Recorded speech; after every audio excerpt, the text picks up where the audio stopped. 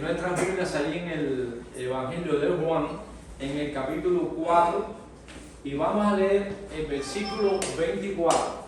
Evangelio de Juan, capítulo 4, versículo 24. Y dice así la palabra de nuestro Dios: Dios es espíritu, y los que le adoran en espíritu y en verdad es necesario que le adoren. Repetimos: Dios es espíritu, y los que le adoran en espíritu y en verdad es necesario que le adoren. Amén. Gracias te damos, Señor, porque es en el espíritu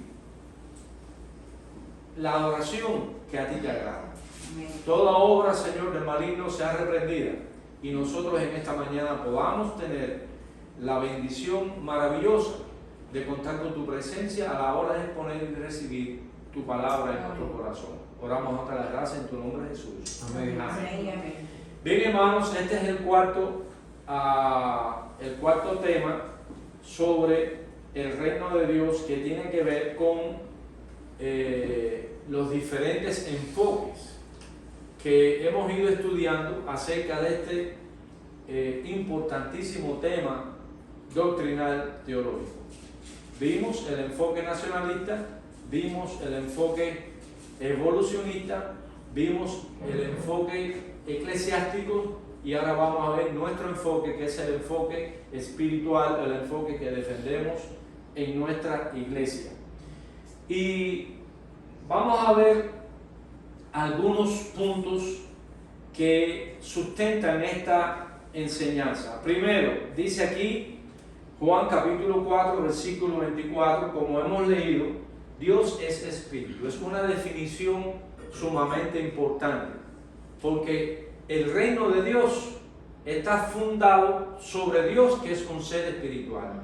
Entonces, estas dos realidades, cuando Dios decidió crear los cielos y la tierra, como vimos en los salmos que leímos anteriormente, Él quiso desarrollar una realidad objetiva e empírica, es decir, que de la realidad objetiva trascendente, Dios quiso hacer una realidad objetiva intrascendente, que es la que nosotros conocemos, que es donde Dios nos puso para que viviéramos exaltando su nombre y para que nosotros fuésemos parte también indisoluble de esa realidad de la cual emanaba la realidad de la cual nosotros somos parte hoy. Entonces, hermanos, nunca podemos olvidar que el elemento espiritual es la base fundamental que decide, que define no solo el reino de Dios, sino el rey de ese reino. ¿Comprendemos? O sea, cuando dice Dios es espíritu, no solo está hablando el énfasis de su nivel trascendente, y por tal razón en ese nivel trascendente la capacidad para realizar aquella obra intrascendente que es en la cual nosotros estamos hoy. Por eso la base espiritual del entendimiento es la que hace posible que nosotros podamos comprender la importancia que tiene la doctrina del reino de Dios. Dios es espíritu, es decir que, y aún más dice, y se lo está diciendo aquí a una mujer, que los religiosos de ese tiempo nunca le hubiesen hablado ni de la ley de Moisés, ni nunca, o sea, no era posible que un judío hablara con una mujer de ese tipo, ¿entiendes? Ni mucho menos de las cuestiones espirituales. Entonces, aquella mujer que comenzó a entender que él era una persona diferente a las demás, y comenzó a decir, bueno, el Mesías cuando venga nos enseñará dónde adoraremos. O sea, ¿dónde adoraremos? Si en Jericín o en Jerusalén. Está hablando de la parte intrascendente, está hablando de la parte que ellos conocían solamente desde la perspectiva humana racional. O sea que el concepto reino que está estableciendo Cristo es un concepto que ellos debían revitalizar. Es un concepto que se había perdido desde la antigüedad, y los judíos debían, y los nuevos creyentes debían entender que la importancia no estaba en lo terrenal, en lo humano, sino que había que ir a la fuente de donde sale toda la realidad existencial. Entonces, Dios es espíritu, es decir, que está definiendo no solo que es el creador, no solo que Él es Dios, sino que le está recordando a quien escuche esta palabra que Él es el que tiene autoridad precisamente sobre todo lo que Él ha creado, ya sea en el mundo espiritual o sea en el mundo material. Dice, pastor, ese texto desbarata completamente la creencia de que el tercer templo se va a... Exacto. Sí, nosotros siempre creemos, yo siempre cuando conversaba con el pastor Wilson, él en una oportunidad me dijo, hermano, para nosotros es irrelevante si el templo se construye o no. Y entonces cuando yo analicé y después he mirado y hemos analizado un poquito más, nuestra doctrina efectivamente tiene toda la razón. Si se construye el templo o no para la iglesia, eso no tiene importancia ninguna, porque si se construye el templo es un problema de los judíos, es algo que ellos tendrán que lidiar con eso, y en la construcción del templo es un problema que alimenta el ego del judío, porque es que ellos dicen que cuando se construye el templo es cuando va a venir el Mesías y se va a sentar allí, y entonces tejen una cantidad de doctrinas referentes a eso que no tiene mucho sustento bíblico, ¿ves? No tiene mucho sustento bíblico, pero como nosotros estamos definiendo, como dice nuestra hermana, este aspecto que define a Dios como espíritu, y si define a Dios como espíritu y Cristo está diciendo que los adoradores, o sea, está vinculando el concepto reino desde el punto de vista espiritual y cómo la relación con ese reino tiene que ser también espiritual. O sea que no es el reino de Dios meramente las cosas materiales. Las cosas materiales emanan de ese Dios que es el soberano de ese reino. Entonces la vinculación tiene que ser espiritual. Por eso es que el Señor le habla a Nicodemo y le dice, tú quieres ver el reino, no el templo, no la nación judía, tú quieres ver el reino, tú tienes que nacer de nuevo, tiene que haber una relación espiritual, porque el nuevo nacimiento solo es por el Espíritu Santo, y os enviaré al Espíritu Santo que los convencerá al mundo de que de pecado, de justicia y de juicio. Es decir, que la única forma que se puede llegar para conocer al Padre, para conocer a Dios Espíritu, es a través del nuevo nacimiento, que es por el Espíritu. Y el sostenimiento de mi vida como cristiano es por el Espíritu. O sea que la labor que le da el Jesucristo al Espíritu Santo es precisamente consolidar la obra que Él vino a establecer. O sea que nunca el Espíritu Santo está por encima de Cristo, ni Cristo está por encima del Padre. O sea que debemos nosotros entender que esa integración trinitaria tiene esa misma función para lograr que el individuo pueda llegar a tener una relación con ese Dios que es sobrenatural, que es Espíritu. ¿Entendemos la idea? Muy interesante eso para poder comprender la magnitud que tiene el tema del reino de Dios. O sea que el tema del reino de Dios, nuestros hermanos premilenarios o dispensacionalistas, sí aceptan el reino espiritual de Dios, pero no se puede consolidar entre los hombres hasta que Él venga en su segunda venida para establecer un milenio literal de 1000 años, entonces ese es el milenio. Y entonces ese es el reino de Dios. No. El reino de Dios es mucho más que 1000 años. Aunque eso, Apocalipsis 20, yo les prometo que cuando terminemos este tema, lo vamos a tratar, que es lo que realmente es el milenio. ¿Y qué cosa es el milenio? En su definición y en su manifestación. Que es interesante que nosotros podamos analizarlo. Entonces, estamos de acuerdo que Dios es espíritu. Y dice aquí, y los que le adoran, quiere decir, los que le van a dar esa adoración son los que Él va a recibir. Porque el diablo sabe que Dios existe más que nosotros, pero no tiene acceso, no agrada a Dios. Su adoración no es la que agrada a Dios. Eso es una cuestión muy importante que nosotros debemos tener en cuenta. El reino de Dios, en segundo lugar, es antes de los reinos del mundo, y esto nosotros lo hemos visto. Y lo vemos ahí en el Salmo 10, versículo 6. Esto estamos haciendo ya hoy un pequeño repaso, porque ya estos temas lo hemos visto. Salmo 10, versículo 16, dice de la siguiente manera: Jehová es rey eternamente y para siempre. De su tierra han perecido naciones. Cuando dice Jehová es rey eternamente y para siempre, ¿qué está diciendo? Dios es espíritu. Porque las características de Dios es espíritu. Es la que hace posible que Él pueda ser rey eternamente y para siempre. O sea, no comienza el reino de Dios. Nunca dejó de ser reino de Dios y nunca dejará de ser y nunca comenzará.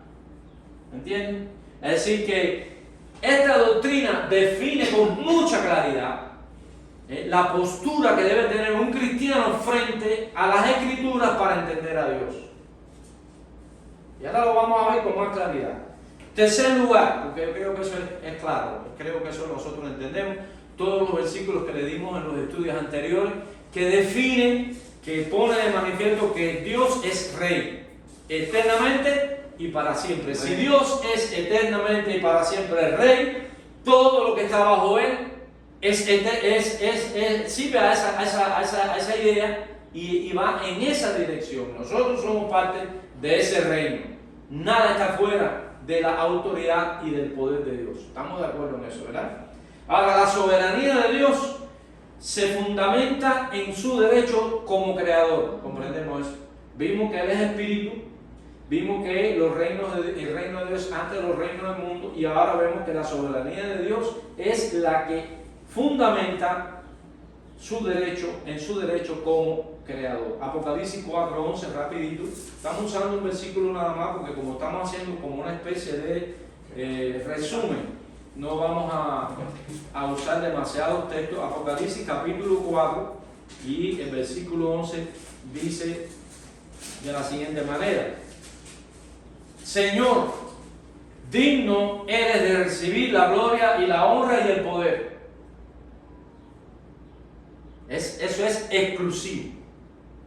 Porque tú creaste que todas las cosas y por tu voluntad existen y fueron creadas. Es decir, que se está definiendo, aquí se está refiriendo al Señor, que lo está poniendo en el mismo nivel, porque es Jesucristo el creador. ¿Entienden? Aunque tenemos que seguir avanzando, pero sí existe este reconocimiento de que la soberanía de Dios se está fundamentando en su derecho como creador. Él como ser creador, entonces tiene el derecho sobre su creación. Y si Él como creador tiene el derecho sobre su creación, entonces ¿qué cosa es? El Rey. Entonces es el soberano. Entonces es el dueño. Entonces es el mero mero. ¿Verdad? Entonces es el que toma, es el que tiene el sartén por la mano. Dijeron en la Biblia que era terrible. Antes que el jefe, el sartén tiene cogido el sartén por el mango. Es decir, que el cocinero cuando tiene el sartén en la mano, él controla ahí lo que se hace dentro de ese sartén. Y nosotros debemos tener esa firme convicción. Allí en Colosenses 1, para que ustedes vean un texto nada más que puede corroborar lo que estamos diciendo. Colosenses capítulo 1 y el versículo 15 y 18 dice: Él es la imagen del Dios invisible, el primogénito de toda la creación, porque en Él fueron creadas todas las cosas, las que hay en los cielos y las que hay en la tierra, visibles e invisibles, sean tronos, sean dominios, sean principados, sean potestades, todo fue creado por medio de Él y para Él. Y ahí está definiendo el concepto que acabamos de hablar. Dice, y Él es antes. Por eso primogénito no quiere decir que Él fue creado, lo primero creado, porque lo primero creado no es antes de todas las cosas, emana del que fue no creado. Estamos entendiendo el juego de palabras. Por eso los testigos de Jehová, como dicen en Pinar del Río, se comen el millo ahí. Entonces dice, y Él es antes de todas las cosas, y dice, y todas las cosas en Él subsisten. Eso es lo grandioso. Eso es lo que no entienden los ecologistas. Eso no es lo que entienden los de cambio climático, que han inventado todo eso, como dicen los españoles, todos esos chiringuitos para robar dinero. Nosotros creemos que lo que existe por las leyes que Dios estableció para que funcione perfectamente el universo. El universo funciona perfectamente por las leyes que los científicos llaman leyes físicas. Pero esas leyes físicas son los dictámenes de la autoridad de Dios a la hora de diseñar el universo. Y funciona todo. Lo que descubren los científicos ya estuvo puesto por Dios ahí, no simplemente los científicos se admiran de que son tremendos cerebros en que descubrieron la teoría de la ley de la gravitación. ¿Quién fue el físico? Newton, ¿verdad? Que tiró y vio que todo iba abajo y descubrió eso. Eso es Newton, qué clase de cerebro Newton, que descubrió con la manzana cuando se cae para abajo y le puso un nombre a una ley. rey. Oye, desde que existe la creación, las manzanas van para el piso. Seguro. Los hombres van descubriendo lo que Dios en su infinita inteligencia estableció desde que Él quiso hacerlo. Y yo honro y adoro a ese Dios. Amén. Amén. Tú eres mi Dios, que me pones en una roca más alta que yo. Amén. Gloria a Dios, ¿verdad? Así que Dios, en tu necesidad, en mi necesidad, en tu problema, Él te pone en una roca que es más alta que tú para vencer en esos problemas. Avanzando, hermano, hay otro versículo que está en 1 Corintios 29, versículo 10 al 12, que después lo pueden leer. Entonces, el próximo punto, el D. Al ser Dios espíritu, su gobierno es de carácter espiritual. ¿Estamos entendiendo eso? Acuérdense que el concepto nacionalista del reino de Dios que tiene Israel, y ellos no supieron valorar a Dios y pidieron rey. Porque ellos veían que las demás naciones tenían reyes y esa pleitesía y esas cortes y toda esa ¿cómo se llama? Gangarria, le llenó los ojos y perdieron de vista a Dios. Y le dijeron a Samuel, hijo, no llores tú, no te preocupes, me han desechado a mí, van a saber lo que cuesta desecharme a mí. Y conocemos la historia de Israel desde ese día hasta hoy. Entonces, hermanos, el gobierno de Dios es espiritual. Por esta razón, fundamentalmente el hombre primero fue dotado con alma espiritual. Cuando Dios creó al hombre, ¿qué dice la Biblia? Y sopló Dios aliento de vida, ¿verdad? A eso la Biblia le llama alma. Ese es el alma viviente. Y también la Biblia le llama a eso corazón. Cuando se habla corazón, está hablando en ese aspecto. Es decir, el hombre está dotado con alma espiritual. Segundo, espiritualidad no significa subjetivismo. Punto importante aquí que queríamos. Si entendemos esto, ya podemos parar el estudio por hoy. Porque esto es un aspecto muy serio que muchas iglesias y muchos líderes pasan por alto y confunden lo emocional.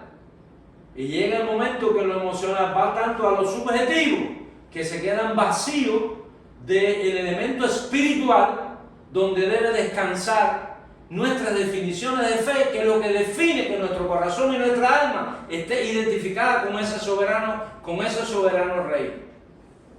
Y ahora vamos a explicarlo un poquito más detenido. La espiritualidad no significa subjetivismo. El subjetivismo tiene que ver con lo emocional, que aunque es parte de la personalidad, no es la que define la espiritualidad. ¿Entendimos eso? Lo emocional tiene que ver, está dentro de la personalidad, pero no define la espiritualidad. Usted va a un juego de fútbol, bueno, una carrera de moto, y allá va Pucho por la línea 1, y tú te emocionas y ¡plop! Y Pucho pasó en primer lugar, nosotros lo quiero explicar, pero eso es una cuestión emocional que pasa. A lo mejor en la próxima carrera entra en segundo lugar y entonces vamos emocionalmente nos dañamos. No hacemos valoración, la valoración correcta de esa persona que tiene una cantidad de horas de entrenamiento, tiene un equipo de apoyo, tú me pudieras ayudar a esclarecer mejor eso. Entonces, las personas no valoran eso, ni lo que es la persona, ni lo que rodea a la persona, sino que se emociona solo por un resultado que puede estar definido por 2 segundos, que es injusto. El deporte muchas veces es injusto en ese sentido. Por eso cuando la Biblia, Pablo habla, dice que debemos llegar a la meta para recibir el premio. No dice que el que llega primero, dice todo el que llega. Amén. Gloria a Dios, ¿verdad? Esa es la carrera correcta. Esa es la carrera maravillosa, que hay premios para todo el que llega. Podemos decir amén, ¿verdad? Amén. Darle gracias a Dios por eso. Entonces, no significa subjetivismo. O sea, la espiritualidad no significa subjetivismo, sino como un principio movilizador. Es decir, establece una estructura que se llama personalidad. ¿Entienden? O sea, ¿qué es la personalidad? ¿Qué es lo que cuando nosotros decimos, él es una persona que estamos queriendo decir? Muy interesante eso, que tiene inteligencia, tiene voluntad y tiene emociones. O sea, las emociones son parte, pero el diablo ha sido muy astuto en desviar a las congregaciones solo a través de lo emocional, o priorizan lo emocional y subyacen o ponen más abajo lo que es el intelecto, y entonces esto afecta negativamente la voluntad. No sé si estamos entendiendo bien. Entonces, las emociones y la voluntad son las que hacen posible que podamos tener una capacidad correcta acerca de la autonomía, de la independencia y también de la interdependencia. Es decir, que la personalidad, cuando está ajustada al espíritu, porque eso, acuérdense que todo lo que estamos hablando ahí es espiritual, ¿no? O sea, el alma, ya dijimos que es, no, la espiritualidad no es subjetivismo, sino que la espiritualidad tiene que ver con la personalidad, es decir, cómo la personalidad es afectada por esa relación con Dios a través del espíritu. Dios es espíritu y Él va a afectar nuestra personalidad.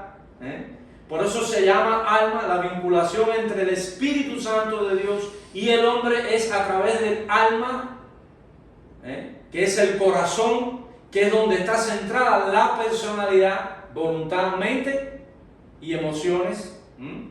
Entonces, no podemos quedarnos solo con el intelecto, solo con la razón, porque cuando yo llego en mi experiencia cristiana, cuando yo descubro una verdad, eso llena mi mente, mi intelecto, pero a la vez me afecta emocionalmente.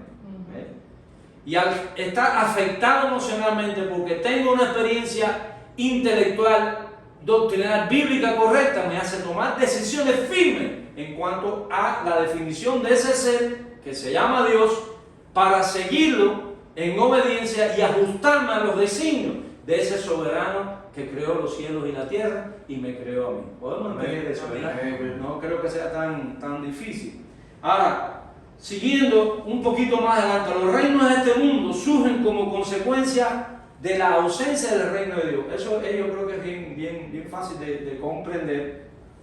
Es permitido soberanamente por Dios estos reinos de este mundo para evitar las continuas tragedias y para evitar lo que es la anarquía.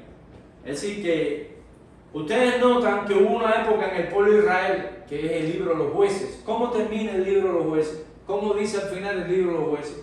Dice, y cada cual hacía lo que bien le parecía. No había rey en Israel, ¿entiendes? Y cada cual hacía lo que quería. Eso es la anarquía.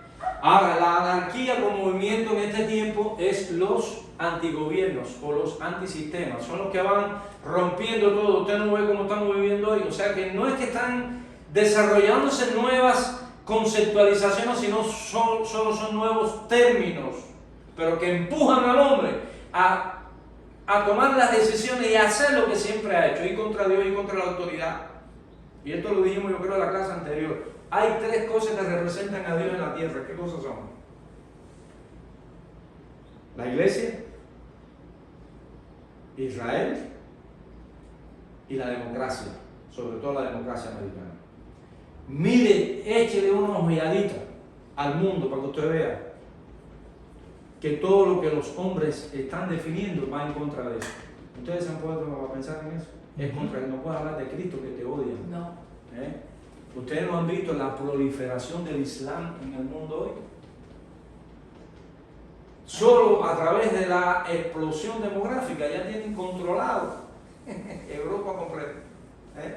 Europa, sin tirar un tiro. Y están colados. Ya se cogieron, ya casi tienen tomado Nueva York. Y así poco a poco va a haber un reto muy grande para la iglesia. Porque ellos lo dicen, usted busca información y ellos lo dicen. Vamos contra el gran Satán que es América y el segundo Satán que es Israel. Mire qué bien definido está, no es algo que yo me estoy inventando. ¿Y cuál es la cultura del gran Satán y del Satán más chiquito? La cultura cristiana, judeo-cristiana. Es decir, que ellos van contra la iglesia. Y fíjense, es algo extraordinariamente impresionante, que yo he visto videos de judíos que dice, cuando pasa un cristiano a tu lado, escúpelo, escupa al piso. Nosotros odiamos a los cristianos.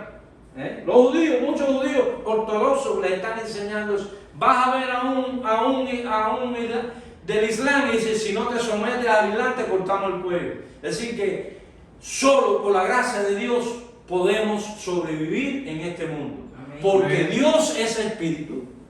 Y porque los verdaderos adoradores adorarán al Padre en espíritu y en verdad. Y las potencias celestiales, las potencias de Dios estarán a favor de aquellos que han decidido sujetarse a la voluntad de ese Dios maravilloso. O sea, que no tengamos miedo, hermano.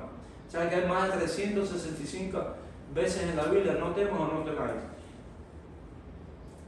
Cada día podemos decir no temo, no temo. Porque si me matan el cuerpo, Pablo lo dijo una vez, que para mí es mejor morir. Pero bueno, Señor, por amor a los escogidos, yo quiero estar aquí para ver si gano alguno más de ellos. Pero el vivir es Cristo y el morir es ganancia. Así que tengamos esa convicción, porque no vamos a permitir a Satanás que las limitaciones en las que nos encontramos por vivir debajo del sol y vivir bajo la influencia y bajo la fortaleza del tirano Satanás, que eso nos va a impedir que nosotros podamos recibir todos los beneficios que tienen aquellos que vivimos en el reino de Dios. Que este sea un mensaje que podamos compartirlo al mundo. Este es entonces el resumen de este imprescindible tema. La solución de la crisis de la humanidad está en el retorno a Dios como soberano. Amén. Habrá paz entre las iglesias, las denominaciones, está hablando del otro, el otro hablando del otro, ahondando en las divisiones. Algunas veces son genuinas las discusiones, otras veces por intenciones no espirituales, otras veces por dinero, otras veces por maldad, otras veces porque está predominando una mentalidad apóstata. Tenemos que abrir nuestros ojos, hermanos. Tenemos que pedir al Señor que nos dé claridad espiritual para poder percibir lo que viene de Dios y convertirnos en lo que Cristo dijo ante la mujer samaritana: verdaderos adoradores en espíritu y en verdad. Estos son los que son parte del reino de Dios. Por eso en Mateo 6:33 terminamos, dice: mas buscad primeramente el reino de Dios y su justicia, y todas estas cosas os serán añadidas. Que Dios les bendiga y deseo en nuestro corazón. Amén.